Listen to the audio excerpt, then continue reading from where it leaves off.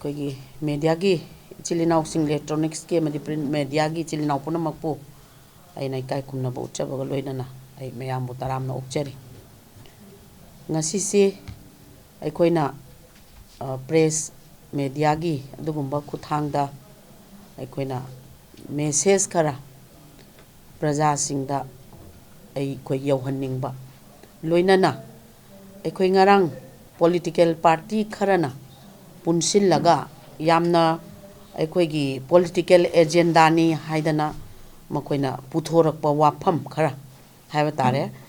makoina puthoraiba wafam singdu ꯑꯩꯈꯣꯏꯒꯤ yamna maram chadaba wafam khara puthokpa haiba sing adugi matangda ꯑꯩꯈꯣꯏꯅ media da wafam khara thamnanabagi damakta koi tawjabani yam sengna yana hanbada ꯑꯩꯈꯣꯏꯅ thamjaningi si kaino haiba matamda ꯑꯩꯈꯣꯏ Manipur Sarkar na aikoigi mamangda mayamna pannariba ST gi demand gi wafam si ST gi demand sema aikoi Manipur Sarkar dagi masi karigumba ayaba pidana kotana makoina tawkiba karigumba amatta laite haibase masi mayamna clear oiba wafam ama khakni masi ema aduga aikoigi yamna all political party sing ngarang phamgiba mifam duda khannariba wafam du aikoina yam sengna thamjarabada aikoigi lairiba illegal influx aduga hairiba aikoigi drugs poppy gi thengnariba masida thengnariba awaba aikoigi mangdhara iba mayam singsi khangdaba adugumba thawong haiba tare karimata khangdaba manbagi thawong haibadi karigino haiba matamda BJP gi sarkar bu yamna lanna praja singda uhanna na bo hotnabase masimak yamna laibak thiba haibadi hariba illegal influx aduga drugs amadi poppy gi lairiba Manipur da kayam yamna mangdhara age haibase masi khangdana aikoi gi panghai da haibase masema aikoi yam sengna makoi khangdaba pot amakak makoina mari leinadaba pot amakak thamme haibase masine aduga ngarang phamgiba mifamda political party singna aikoigi political party singi yamna maru oiba maraktuda yauriba haidi Congress party haiba tare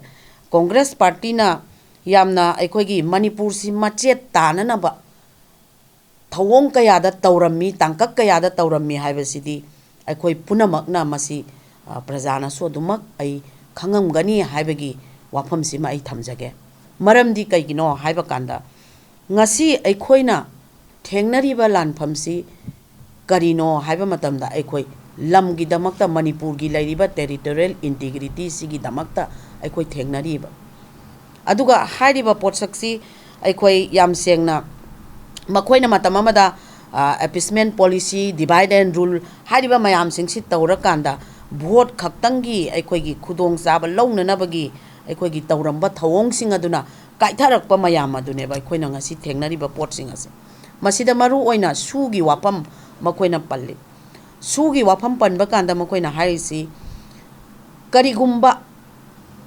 Bharat Sarkar hojik lairiba sarkar sinamadi Manipur Sarkar na hana 2005 tagina 2008 haibadi tripartite agreement na chingba aikoigi wari watai sanara matungda laiba process aduda lale haiba khangagadi karigi damakta chumthoktabano haibase masamak Congress na lale haina yajaraba wafam amakak oye lale haiba wafam se aduga hojik akoina thengnariba sina maduda lalamba soiramba Manipur gi lairiba ichil naw icha issue sing mangakadaba mayam sing ase masibu kannanaba sarkarna thangakpa khongthang do madugi khongthang aduda prajada yam lanna uhannanaba hairiba political party sing asina yamna maram chadaba karimeta khangdaba manba Manipur gi lairiba irang sida khangdaba manba aduma agenda aduma da khannabase masi yam maram chade haina ai thamjaninge adagi aikoina yamna yam sengna thamjaningi ba wafam si kaino haiba kanda aikoigi hojik lairiba Manipur gi lairiba aikoigi phibam oiriba phibam si drug sina tamthigraba sigumba aikoigi drug asina aikoigi shokhallaba adugumba masing oi haibase masimasu aikoi ayambana loinamak ai khangnaramagani haibagi masigi thajaba si lei aduga makoina ngahak leitana aikoida party da amadi sarkar da makoina charge tawribasi kaino haiba matamda team mama chali aikoi prime minister unaba chali unahalakte adum hai ngarang dasu adubu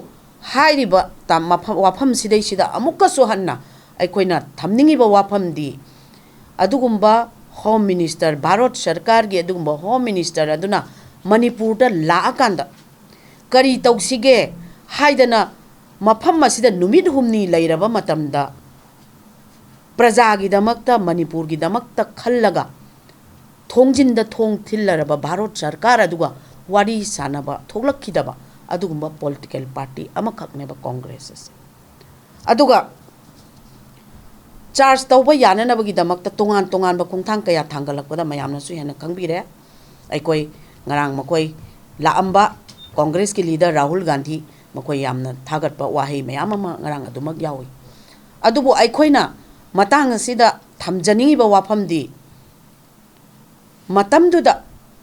churachandpur da chatnanabagi damakta makoina laiba khongchat ado madu manipur gi praja singda kari wakhal khallaga matau karmai tawraga manipur nungsibani haidana utke haribano haibase masida ai wahang khajitang ai hangninge kaino hairagadi maduda chatliba gari thoriba mayam singdu kanano koi maitai ngaktane makoina charge tawriba rahul gandhi na churachandpur da by road chatpada thinge hariba pot ase maduda maitai kayagi thawai kangadori no habese masineba aikoi communal oiba wafam nate la nama tawrabadi aikoi bharat sarkar na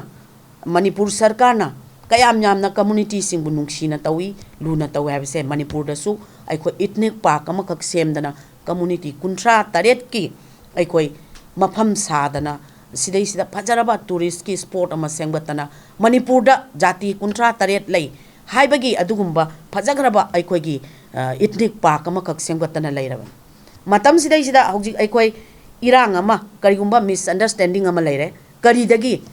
leiriba matam hauji ki sarkar asina matam amada sarkar pairamba adugumba congress sarkar na hairiba manipur ase matau karamhain tawraga haurak iba naha sing yamna ingna chikna masa mau phana shanti leina leinanaba adugumba wakhalol khandaba manipur gi territorial boundary kaiba haiba potse kaidana namagi damakta khandaba adugumba mayam aduna BJP na amadi BJP gi sarkar na tangkak kayada praja gi damakta lepakpa matamda asigumba awaba se tangkak khudingmakta koina thengnai hauji su leiriba manipur da thoiba irang se aikoi leiriba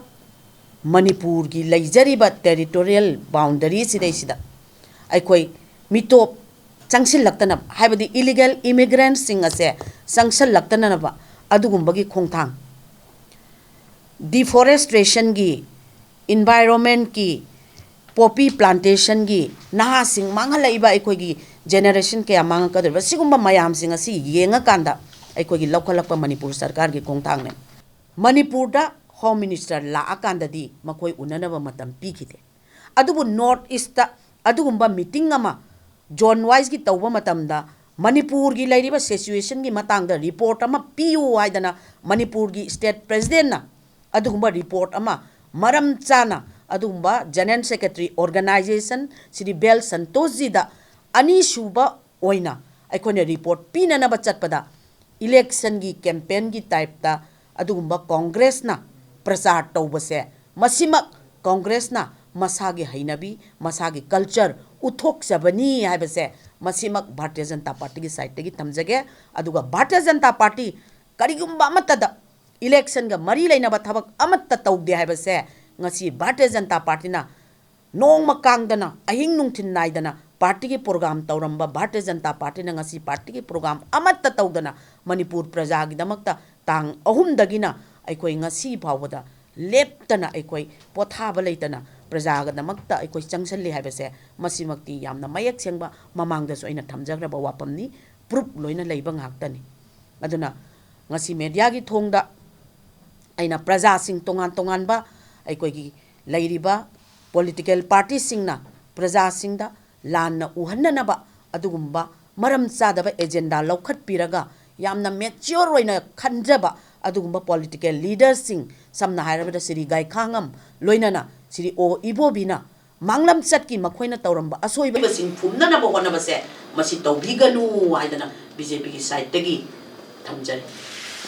aujiki separate administration taliba adugumba MLA sing dugi tawpham thokpa process aikoi national party ama oina national leaders in amadugi process adumak tawri haibase aikoi makhoi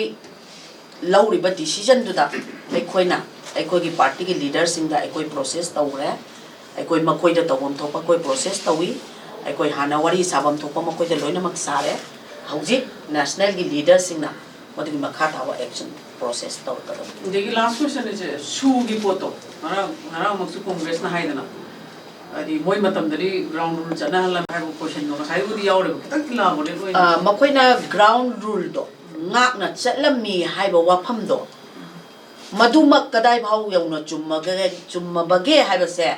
Manipur gi prajana sakhi oibiu maramdi makoi gi ground rule duna aduk yam chumna chatlaga karigi damak ta illegal immigrants mayam sing amana ngasi Manipuri singda landara ibano haiba se congress na masigi pau pigadabane